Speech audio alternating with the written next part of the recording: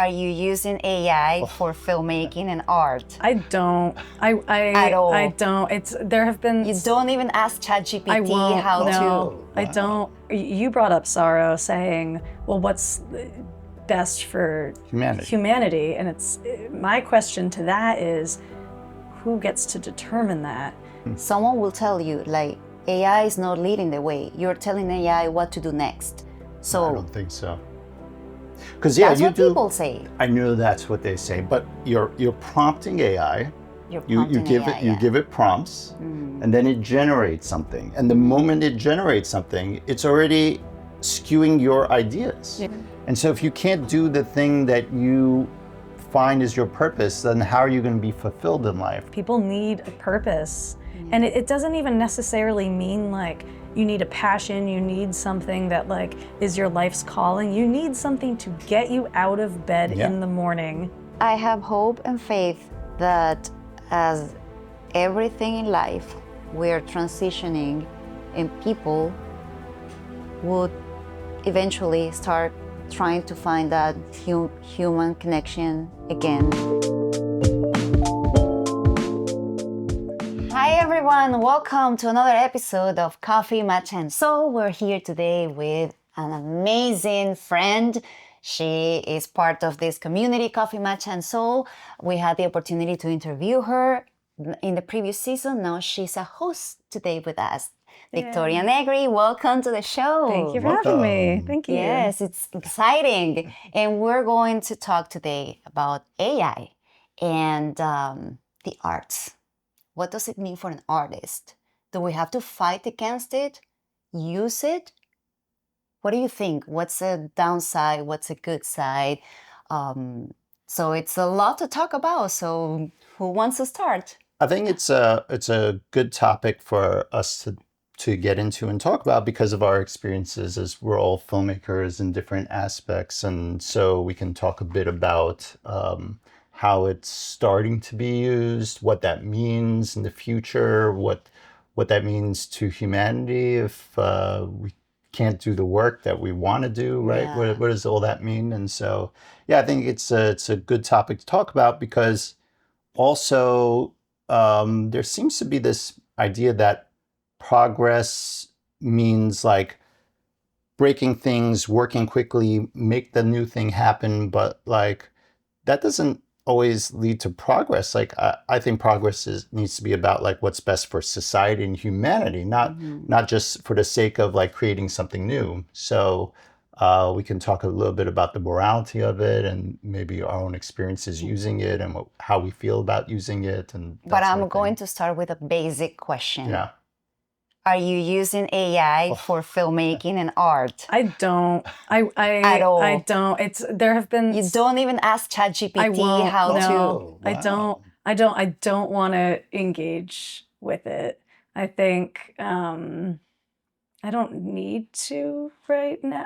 I guess it's like if an opportunity presented itself where I had to, but something I was thinking about with this topic. Well, no, I'll start with you brought up Saro saying, well, what's best for humanity? And it's my question to that is, who gets to determine that?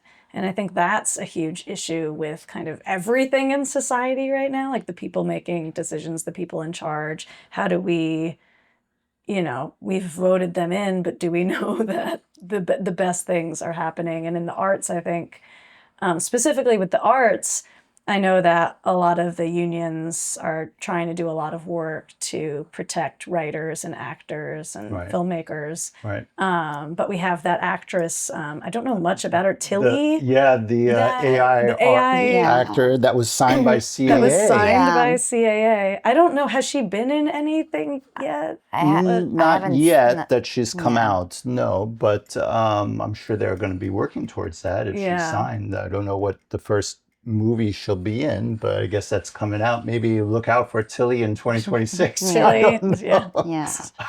But how will that?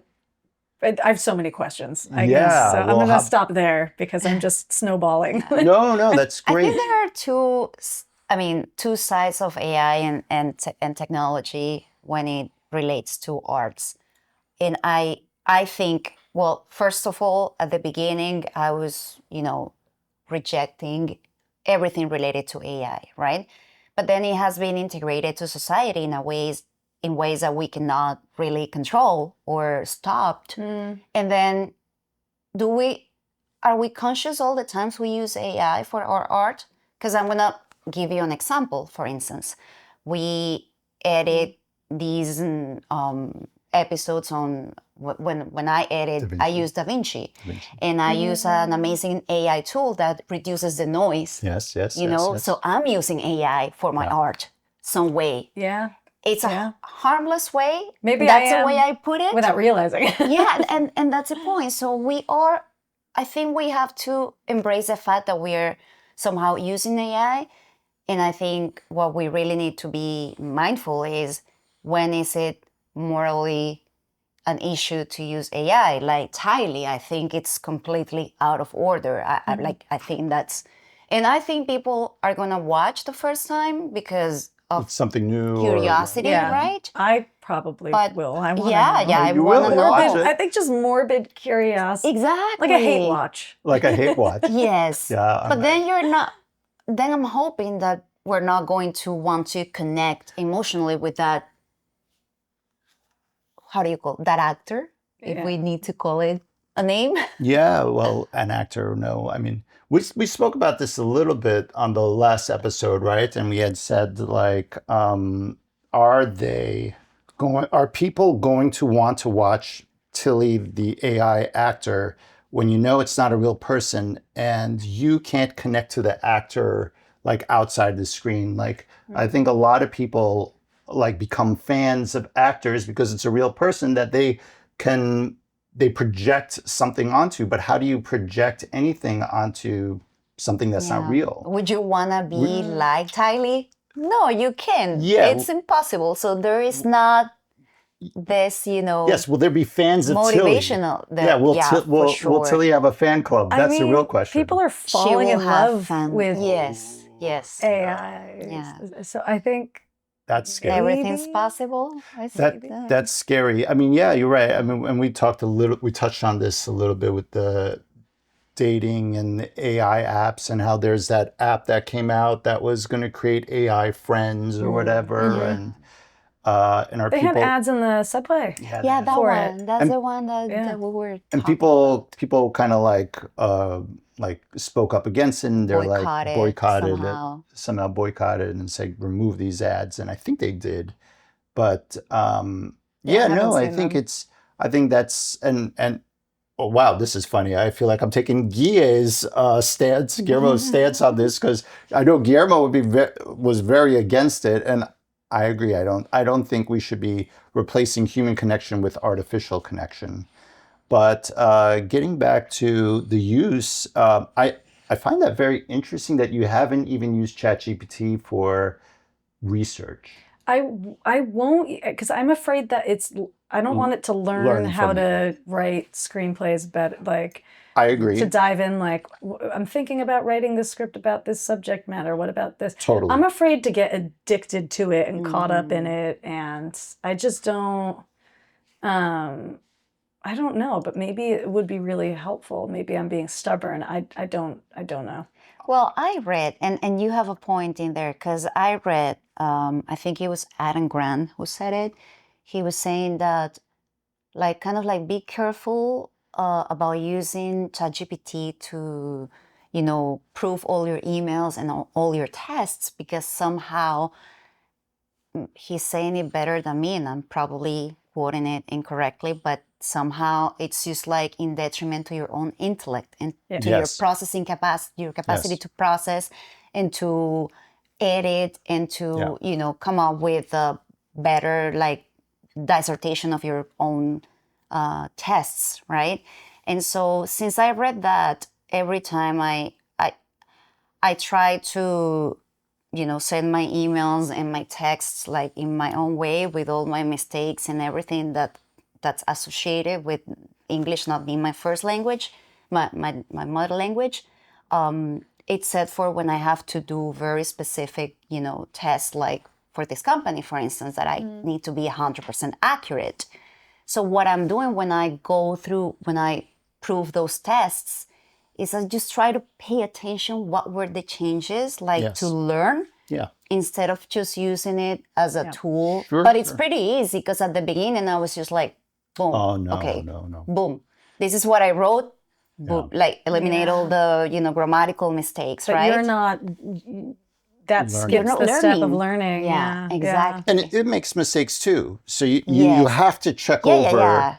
yeah. And I heard and read about that study, and there was a study that showed that using AI for even a month reduces, like heavy use of AI, reduces your intellect by like 50%. Wow. Like because 50%. the brain is like a muscle. Yeah. Yeah. And so you need to keep working it. If you don't work it, it atrophies like like your body does. Like the phone numbers in the past. Like, oh yeah, for like remember I numbers. cannot remember a phone number by heart right now. Yeah. I know my best 'cause you friends don't from need it. childhood, though. You Oh, can yeah. remember Good, the good, ones good. in the past. I Exactly. can remember like my long lines in my houses like 20 years ago, but I cannot remember like my new mom's phone number. Yeah.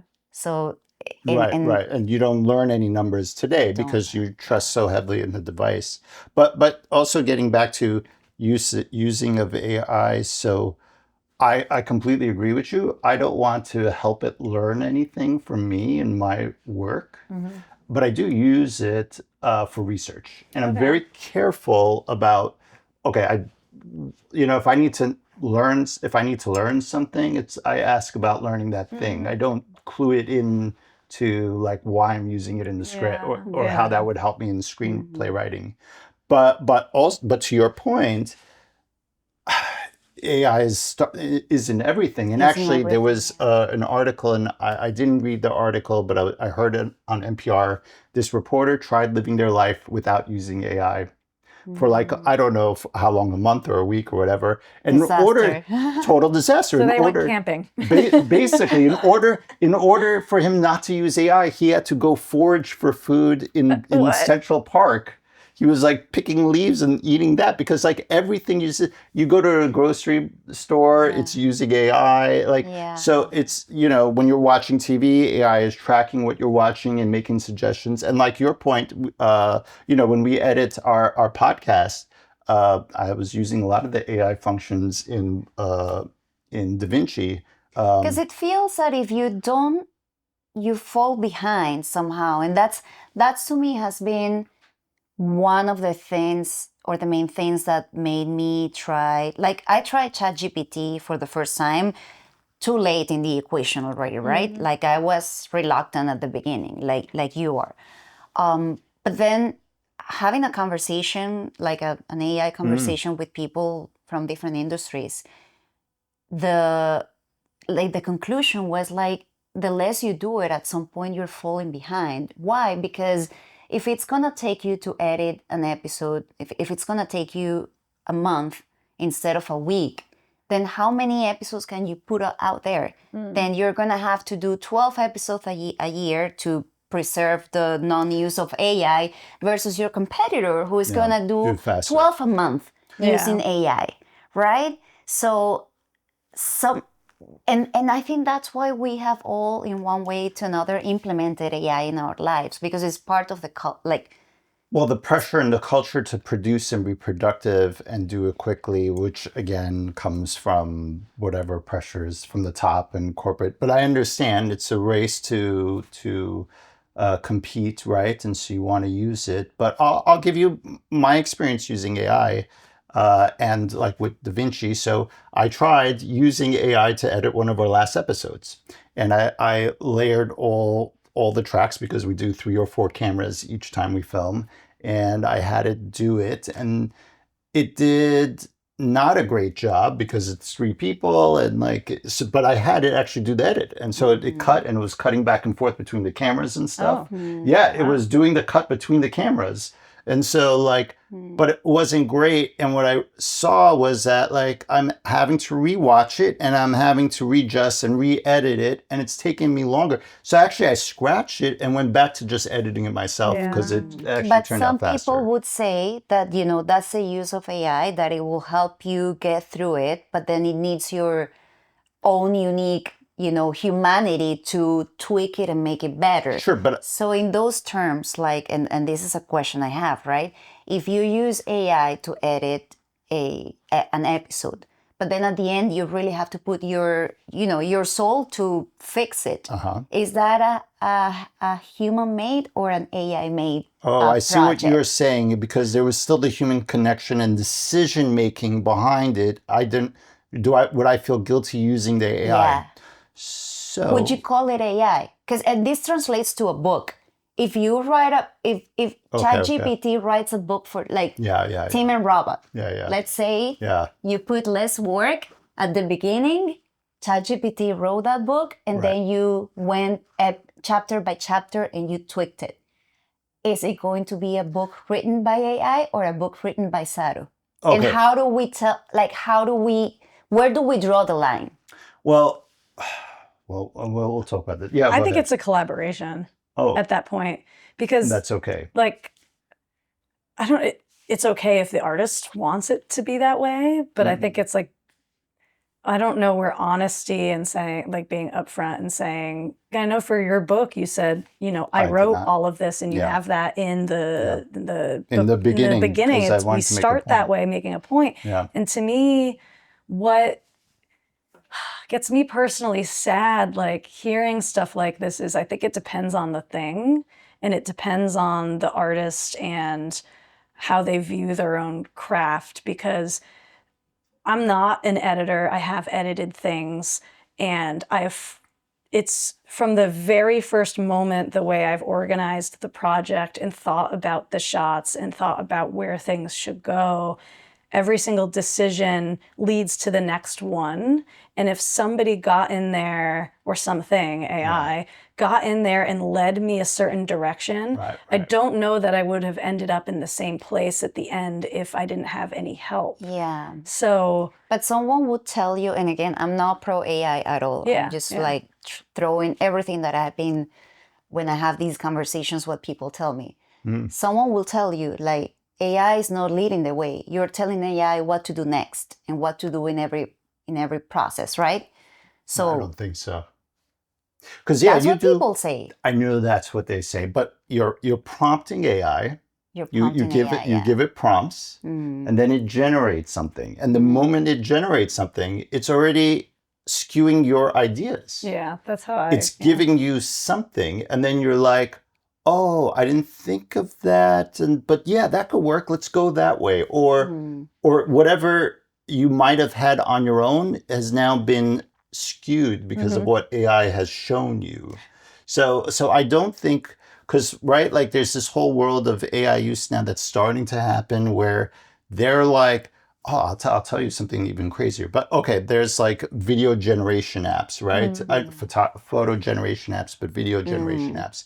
And there are companies, because I've seen this recently, like on LinkedIn, that are looking to hire cinematographers to train their models on cinematography so that they could get better at reproducing these videos. So essentially, they're trying to eliminate actually having to shoot.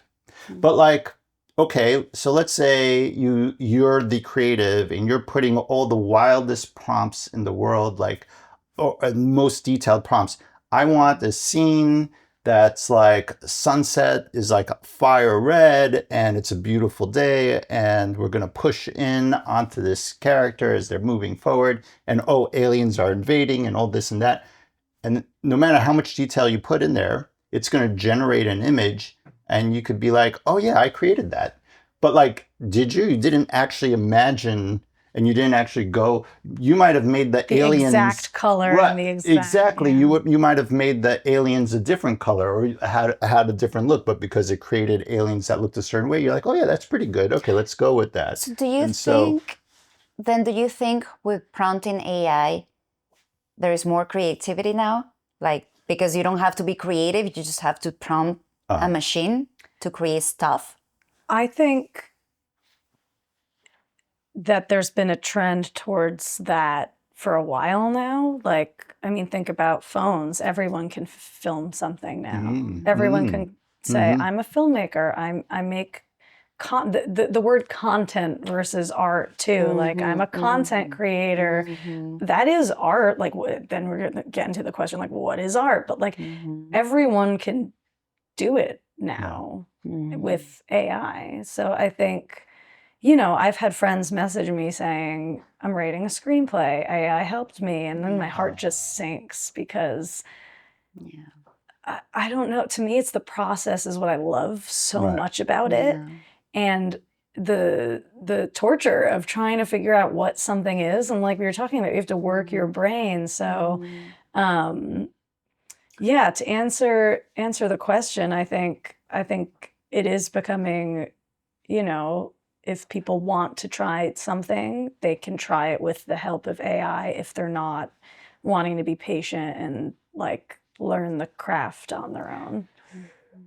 So I would say, because you were asking where's the line, and that line is blurring even for me too. I'll be honest. So I didn't use AI to write the book, right? Like I didn't have it generate any words for me. I did use it for research, as I would look something up and then I would double check because you can't trust the research that comes out. But as a tool for research, I do like ChatGPT because it can gather data pretty quickly. So that's pretty cool. I find that kind of cool. So, but now here, the line, right? So I'm trying to do the audiobook now. And I have to say, I'm doing it myself. I'm recording it myself. I've been doing it. And it's so painful. And it's taken me so long. And I've had friends say, what are you doing? Just use, I forgot the name of the company, but there's like two or three that creates audiobooks. I upload the PDF and then boom, I have my audiobook done. And I actually looked into them, but I'm struggling with it. I'm struggling with it morally because here's the line that I see. It's like, okay, before AI, if I wanted to do an audiobook and I didn't want to do it myself, how do you do it? You hire actors. And so I don't know that I feel comfortable. But you know how they do it now? They hire actors to work on those systems. I know. I have a friend who's they sold their sorry, voice. It's money. It's like I go there and I read and reread and do a session reading, and they are just grabbing my voice and I know they sold their voice. Another issue, a moral question, because it's like, as an artist, you are helping, you know, AI use less actors, but as an actor too, you are working. So it's difficult. Working, I mean, but you're getting paid. But you'll never work again. But if you don't do it, somebody else will do it, right? Again, I'm not judging. Against, or I'm just thinking, like, as everything in life is like the two sides of the coin. Yeah. Like I can say, I can foresee somebody saying, I haven't been worked that much in this, you know, industry for a while. I don't have that many opportunities. This is a wild industry, and I'm here getting an opportunity to get paid doing something that I like, and it's a good pay. Why, if these other guys are not putting food on my table, why wouldn't I do it?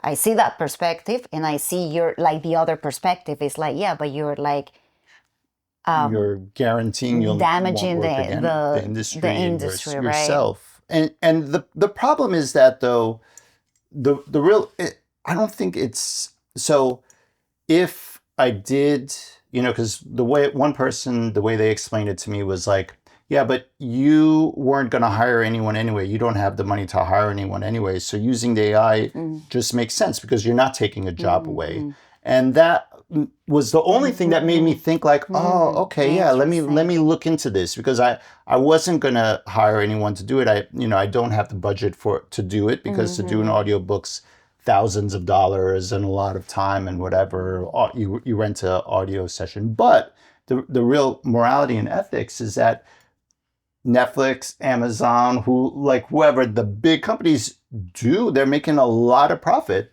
They do have the money to pay people and hire people, but they're the ones that are really interested in developing this, so they'll never have to hire anyone again, so that they can make more profit. And that's where AI can be a wrong to society, because you're essentially another thing that I heard spoken about, like these companies that are trying to develop this AGI, which is general AI, general intelligence. What they're trying to get to is the point that when you hire, let's say, ChatGPT, the company, or Google or whatever, you are essentially hiring, they call it a city or a workforce, so you're able to hire this workforce of 100,000 people. It could do the job of 100,000 people. So you'll never have to hire anyone again outside of ChatGPT, is what the ultimate goal is. So at that point, what does that mean for, every American who won't be able to work? I have hope and faith that as everything in life, we're transitioning, and people would eventually start trying to find that human connection again, and that the roughness of the imperfection, the for instance, I've heard that many social media influencers are going back to 9 to 5, because even though back to a 9 to 5 job, because even though they were like making a lot of money, and they have been isolated behind the screen, and they felt that they needed the connection. And some of them are like not even getting that much payment for that, and still you're missing out on what a work environment brings. So I think just like that, like what you said the other day, like Gen Zs are trying to get away from apps to try to Dating connect apps at bars, and like going back to that. So I think that's probably what will happen with the arts. People will want to look what's authentic, what's real, what's not made by a machine. I don't know about the tools. That might be like something, the tools will stay there, like the tools that helps us improve the sound, or all that. But I think people will want to see movies that are by real people. Like independent movies are. I Please. think independent movies are gonna have like a better chance. I don't know if it's gonna happen in the next few years, but I think people would try to connect to that. It's happened to me. I'm really not that excited about like the big productions like Wicked, or like any of these. Oh, really? Wicked? I There's didn't still like it. people. I didn't like it, but Oh, okay. I Well, mean, that's the I'm different. gonna see the new one. I really like the first one. I like the first one too. yeah, I did not. And like those like I watched. Was it too fake or something? Wicked? Well, You felt too artificial? to me it felt like it's another Harry Potter franchise. Okay, another franchise. Yeah. So, but I'm like, for instance, I came back from Tahoe Film Festival, and I watched this wonderful movie with Kate Hudson and Hugh Jackman. Okay. Is Sing Some Blues, or it's about. I mean, it's beautiful. It's gonna come out in December 25th. Okay. Like that's a small. I mean, small, not our small, right? Yeah. A small Small movie, film, but indie it's so personal. It's about human connection. It's about your journey in life, your pursuing of trying to be happy with your messiness and your obstacles, and your like. It's so beautiful. Like I'm interested in that kind of content. Okay. So it makes so for me too. It's the way I process things that happen to me, or how I see the world, is through writing. And through specifically writing, like I journal all the time. I'm always trying to write a new screenplay. I'm writing a memoir, which I don't know will ever come out, but like I'm always writing, and I don't know. I can't imagine asking AI to help me do those things, because for me it's a processing. So to ask for help with that would take away how it emotionally helps me and how it but everyone's different. Everyone's different. But that's amazing, and I don't think in your case, because that's also your soul speaking to yourself, and your kind of like the way like the things work for your mental health. Exactly. But you'll probably use AI not in the writing process. You'll use it when you have to market the book, to choose the cover, to distribute the book, to pay for marketing, to have more viewers or more. You see, it's inevitable. It's inevitable. It's inevitable. I think it's how do we use it to help rather than take away. Yes. Yeah, if it's being used as an assistant that elevates work, I think that's great. If it's being used to just eliminate thousands of jobs, I think it's wrong. I think we can, and also maybe more important, like kind of like what you're getting at is like for many, work is tied like your purpose. What is your purpose in life?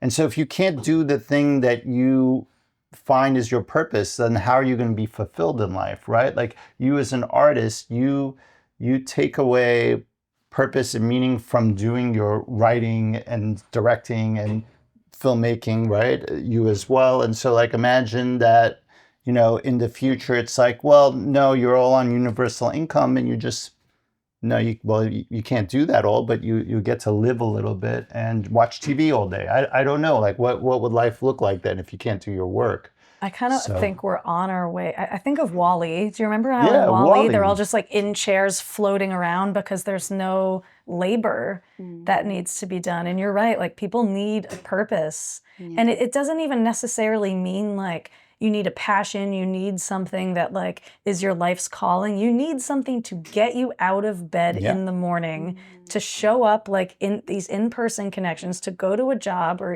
even if it's from home on a Zoom, to talk to people, to all have a goal of like, here's what I'm doing today. Like people need that. Absolutely. And absolutely. For AI, I just wonder, like even beyond art, like taking away jobs in general. And I think, as the 20th century passed and we're into the 21st, it's thinking like how technology has taken away tons of jobs for people. I think it's led to a lot of, the class discrepancies in this country. There's just a lot of issues that I think AI is going to continually support that are bad. And I wonder, like, I think a lot of change has to happen in how society is set up if no one has a job. Yeah. If no one has like a thing, because I have a day job, I have something that like that keeps me, that I have to do to, but if that's taken away, my art doesn't pay my bills. So then what am I doing? Right now, knock on wood, wherever. As long as you can still do it in the future. Exactly. So it's all of these things. It's like, okay, how are people paying their bills if AI is going to be so efficient it takes away everything? I'm just going to the extreme. Well, it's already happening. People are struggling right now, and particularly Gen Z are having a hard time getting into the market because companies are already using AI to eliminate those entry-level jobs. And so like, how can a person like get their foot in the door to start building a career if there's no entry-level jobs to get in on? And so Gen Z in particular are having a really hard time. I think there was something crazy like 13% of Gen Z's unemployed, I read, or something to that effect, like really high. So yeah, I mean, it's creating disruptions. And to your point about like the Industrial Revolution, I mean, they're calling this another Industrial Revolution, right? Totally. And the last one did displace many people, and many are just like, well, that's what sort of happens, but it doesn't have to happen. Like we can control what happens in society. We can't control what gets developed. So it's not like, oh yeah, that's just what happens when you have a new technological advancement. What would you do to? Well, I think without going to the big companies need to do this, and like what could that is what personally do as an individual? What we can do personally as an individual is very limited, right? But making the conscious choice not to use AI is one thing. Let's say to to replace people's work. How you use it, you have to think about very carefully. Like, how do I choose to use this? Is it helping society and myself? Is it hurting someone if I use this? So that's one. Two, like I will not help train AI as a cinematographer so that they learn. I was very upset. I had some clips on Pond 5 that I was selling. And one day I got a message from Pond 5 like, oh, you made a sale. And I go look and I saw I got 17 cents. And I'm like, well, that's weird. I'm not selling anything for 17 cents. Yeah. So overnight, Pond 5 had changed their policy and they sold clips to AI companies. So my clips were bought and used to train AI models on stock footage. Ugh. And of course, I opted out, but it was too late. The sale was made for 17 cents. So they sold my clips for 17 cents so AI could train. So like I saw that posting on LinkedIn for looking for a cinematographer to train AI models. I won't do that. So that's personally. And then no, I mean, the bigger issue is, and even AI companies say, hey, government, you need to regulate this industry because it can be harmful. But it should be our politicians that do regulate it and make some conditions like, no, you can't just use AI and fire everyone on your workforce. Like, no, you can't. Because like companies are already profitable. So like how profitable do they need to be? The goal of companies should also be like the welfare of their fellow citizens. Like if these are American companies, then they should want to see American citizens doing well and the country do well. You can't just be so focused on profit. Yeah, but I do believe that as in every single issue that we face as a society, and not only in the U.S. but worldwide, because we're a globalized global economy world right now, I think we are pretty much and will be pretty much isolated. I don't think we should be counting on politicians or any of the sort to figure it out. I think these conversations, I think, even like what we have with SAG-AFTRA a year ago, right. that is like stepping on and saying like, Unions. we're not gonna allow you guys to just like, make me work as a background once and then reproduce my image in every movie forever and ever, right? That was a great fight. Not moral, right, at all. So, and I think even in that level, which is like an organizational level, that it requires,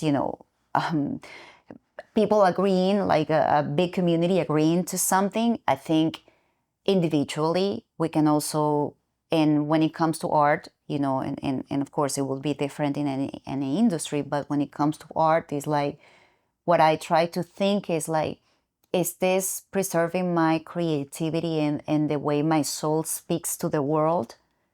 Yes or no, and how, right? Yeah. Because, and that's as a creative perspective. Now, as an audience perspective, I was like, repeating this thing that people saying like, I'm not going to connect if it's AI, right? If it's a book written by AI, I'm not going to connect. Hopefully, right? But what if you don't know AI wrote it? Let's say that was written by AI and you're telling me that you wrote it. So it might be the case that I connect with the book, right? Because I heard something, something beautiful, and it's like, as an audience, and I believe that I connect with the journey that brought that, the individual journey of that creator that got him from whatever he was in life to the piece of art, meaning the book, the movie, the theater play, the song, right? So if nobody's struggling, there's not a journey that you can relate to. How do you connect with that? Right. But if somebody tells you a fake story about this guy who went through this and did this, will you be able to connect? I don't know, but you're right that people are starting to use AI to write books. They'll just write the book through AI and say they wrote it, and do it very quickly, and it's done. And I don't know if people will connect. I think people still can tell for now that AI is, behind something for now, because it just kind of feels like a rehash of all these other things. Yeah. For now. For now. I don't know at what point will AI be creating. My only concern about AI is like, do we want to, so about art and culture, like art kind of sets culture, right?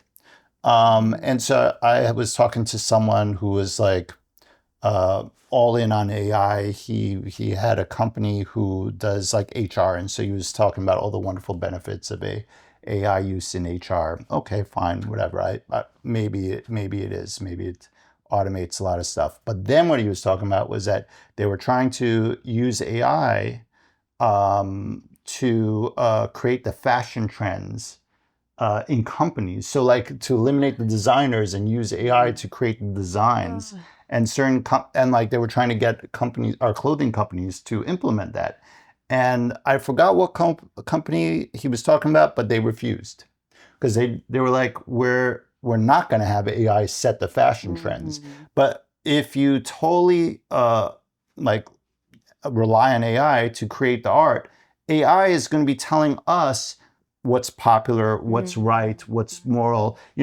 At some point, so we have this machine telling us what we should like, what is good. It's going to shape culture. Yeah, sure. Do we really want to give that control? I don't know. I think that's crazy. I don't. Yeah, I don't either. Yeah. But yeah, the question of morality with it, like that word, it's like what is right and wrong, and talking about like creating something from the soul and taking jobs away. I think it's wrong to have people suffer as a result and lose work in something that, they've been doing for many years. But also it's right if, like, thinking of different fields, like it could be very helpful in the medical field. So it's thinking like in art specifically, because that's what we're talking about. I think it's really difficult versus other you're right. fields. Yeah, the justification to like use if it's in saving art. lives. Yeah.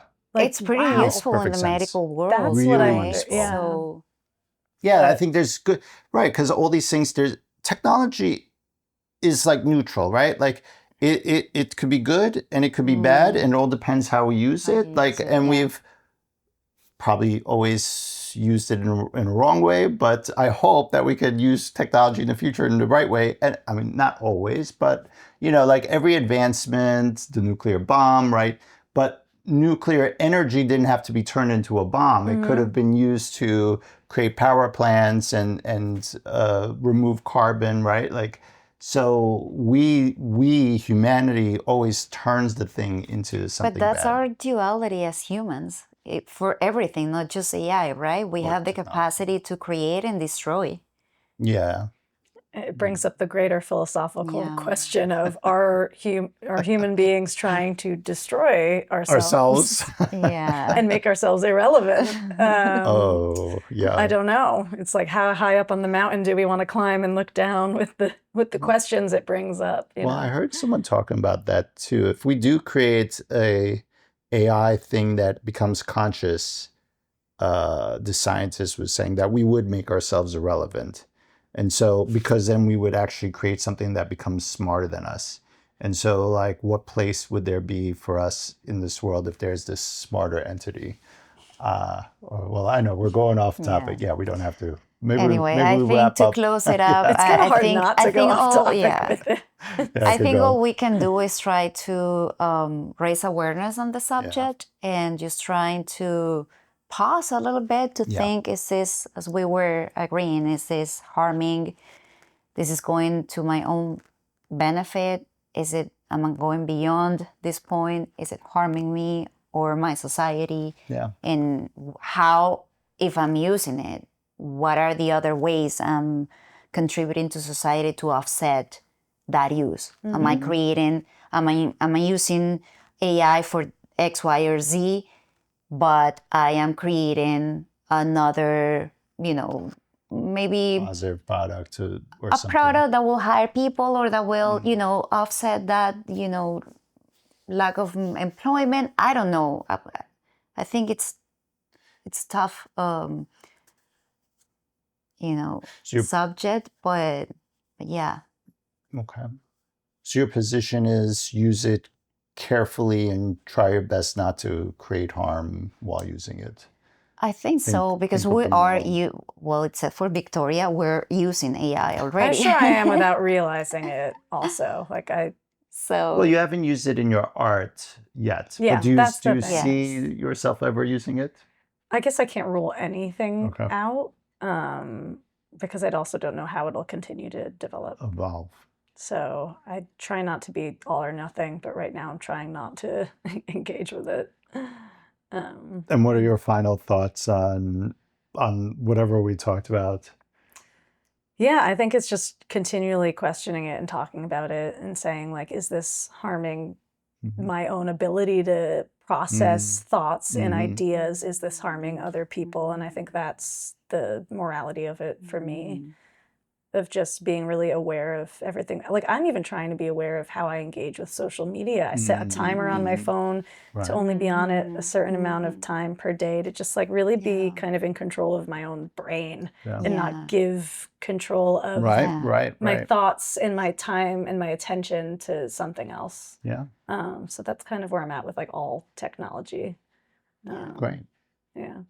Yeah, I don't know that I have any final thoughts outside of these 2 points. I think we need to use it cautiously. We need to think about how we're using it and who it's harming, how, our own personal responsibilities. And then, maybe it's taking things further, talking to our representatives, saying, hey, we demand some action, or having unions protecting us. And I don't know. But yeah, try not to use it as much, and keep your brain going, be as smart as possible. Develop yourself rather than developing the AI. I think that's important. It's a good. Yeah, I'd rather develop myself than help develop the AI, It's a great right? phrase. For exactly. sure. Yeah.